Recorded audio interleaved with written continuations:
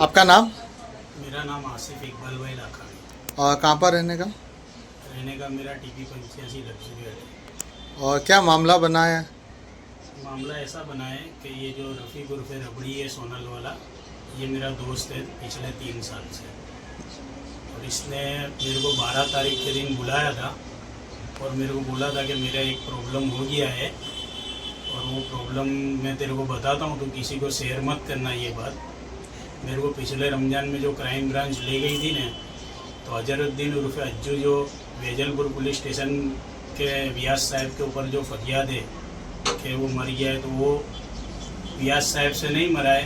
वो वहाँ से व्यास साहब ने उसको छोड़ दिया था, फिर वो दारू पी के रोड पे रिखड़ रहा था और सुबह में मेरे को सोनल पे अलीफ पे मिल के मेरे से गाली गलौज करी थी।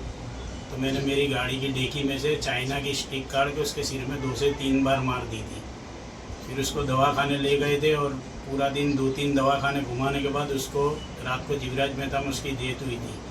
वो मेरे से गलती हुई है, तो किसी को ये बात बताना मत। मेरे को थोड़े दिन में क्राइम अगर उठा लेवे तो मेरे लिए कोर्ट में दौड़ना और मेरी फैमिली का, मेरे बच्चों का ध्यान रखना और थोड़ा संभाल लेना।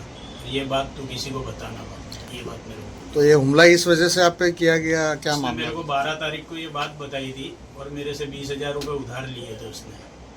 उसके बाद मैंने सोमवार को उसको फ़ोन किया 16 तारीख को कि मेरे को पैसे तूने सोमवार को देने का बोला था, तो बोले एक काम कर, मैं कस्बा पार्क में जावेद ठाकरे के वहाँ बैठा हूँ, तू यहाँ आके पैसे ले जा। तो मैं पैसे लेने गया तो वहाँ इसने मेरे को ये बात बताई कि तू मेरी ये बात लेके क्राइम में गया था और मेरे को पता चला है कि तूने मेरी ये बात में क्राइम ब्रांच में दे दी है। उसने उसके आगे एक्सेस की डेकी में से छुरी निकाल के मेरे ऊपर हमला कर दिया। तो मेरे एक दोस्त साथ में थे, जावेद भाई मुल्ला, उन्होंने मेरे को बचा के, वहाँ मैं गिर गया था, इसने मेरे को सर में छुरी मारी थी। तो वहाँ से रिक्शा में डाल के मेरे को जारा हॉस्पिटल में लेके आए।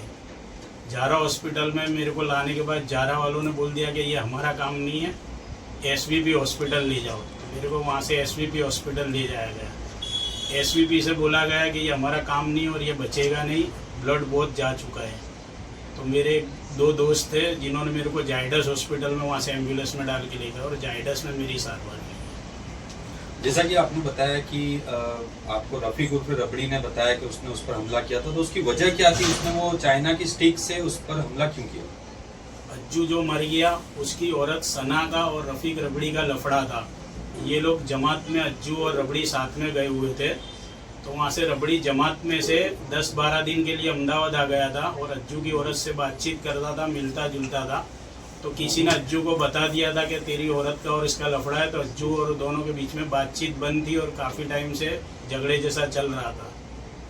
उस दिन अज्जू ने ज़्यादा नशा गया हुआ था, इसलिए इससे आमना सामना हो गया था। इसने इसके बचाव के लिए करके इसने स्टिक काट के अज्जू के सिर में 2 से 3 बार मारी, उस वजह से उसको हेमरेज हो गया। ये जो जितने भी आप गंभीर आरोप जैसे कि आपने रफ़ीक उर्फ रबड़ी पे लगाए हैं, तो क्या पुलिस को आपने इस सब बातों की जानकारी दी और आपको जो आप पर जो हमला हुआ है उसकी कोई कंप्लेन आपने करवाई? मेरे पर हमला हुआ उसकी भी मैंने कंप्लेन की है और जो रफ़ीक का जो है वो मैंने वेजलपुर पुलिस स्टेशन के अंदर बताया। वेजलपुर पुलिस स्टेशन ने मेरी वीडियोग्राफी करके बयान भी लिया है। और पिछले साल रमज़ान महीने में जो क्राइम ब्रांच ले गई थी, क्राइम ब्रांच का 7 और 8 नंबर का स्क्वाड है, सालुंगिया साहब और चौहान साहब का स्क्वाड इसको लेके गया था। उनकी तपास चालू ही है अभी तक और इसके फ़ोन वगैरह की सब तपास चालू है। मगर क्राइम ब्रांच को साक्षी ना मिलने के कारण क्राइम ब्रांच ने इसको छोड़ दिया था। CDR वगैरह सब इसका मैच हो गया था। तो ये अभी फिलहाल ये रफ़ीक उर्फ रबड़ी कहाँ है? और जो अज्जू जो जिसकी मौत हुई थी, जिसकी हत्या हुई थी, उसका परिवार कहाँ है? मतलब आपने उनको जानकारी दी है सब बात? उसके परिवार को तो मेरा अज्जू के परिवार से कोई कांटेक्ट नहीं है। और रफ़ीक रबड़ी है वो तो मेरे को मारने के बाद कल शाम तक वो यहीं अंबर टावर के आसपास घूम रहा था। फिर उसको पता चला कि मेरा राज खुल चुका है, इसने स्टेटमेंट वेजलपुर पुलिस स्टेशन के अंदर दे दिया है और क्राइम को भी मैंने वीडियो भेज दी थी। तो क्राइम भी ढूंढ रही है, तो कल से फरार है। तो ये जो आपने एक आरोप लगाया है पत्नी का, प्रेम प्रकरण का, तो इसमें कितनी सत्यता है? मतलब अभी वो पत्नी कहाँ है अज्जू की? वो पत्नी जो है उसकी, अज्जू की, उसकी पत्नी ने ये रफ़ीक रबड़ी से ही शादी की हुई है और वो यहीं पर रहती है अंबर टावर। आपको किसने बताया? मतलब आपके पास इसका कोई प्रूफ? उसका प्रूफ मेरे पास है, उसका निकाहनामा मेरे पास है। इसने मेरे को रखने के लिए दिया था कि ये निकाहनामा तू रखना मेरा, और कुछ भी हो जाए तो सना का और उसके लड़के जेवियर का ध्यान रखना, और मेरे घर पैसे पहुंचाते रहना, मेरा जेल में टिफिन बनवा देना, और मेरे केस में वकीलों के लिए और कोर्ट के अंदर दौड़ना। तो आप वो मैरिज सर्टिफिकेट क्या मीडिया को देंगे? हाँ, आपको दे दूँगा। रफीक पहले से शादीशुदा था या उसकी? रफीक पहले से शादीशुदा है, उसके एक लड़का भी है।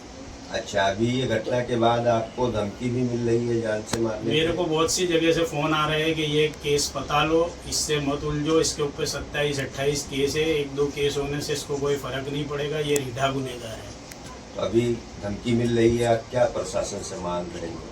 प्रशासन से मांग मेरी इतनी है कि इसको जल्द से जल्द इसकी धरपकड़ करे और इसको कस्टडी में ले, क्योंकि अभी मेरे बच्चे भी स्कूल भी नहीं जा पा रहे हैं और हम लोग कोई घर से बाहर निकल भी नहीं पा रहे हैं, क्योंकि इसकी अभी तक धरपकड़ हुई नहीं है। कुछ और भी?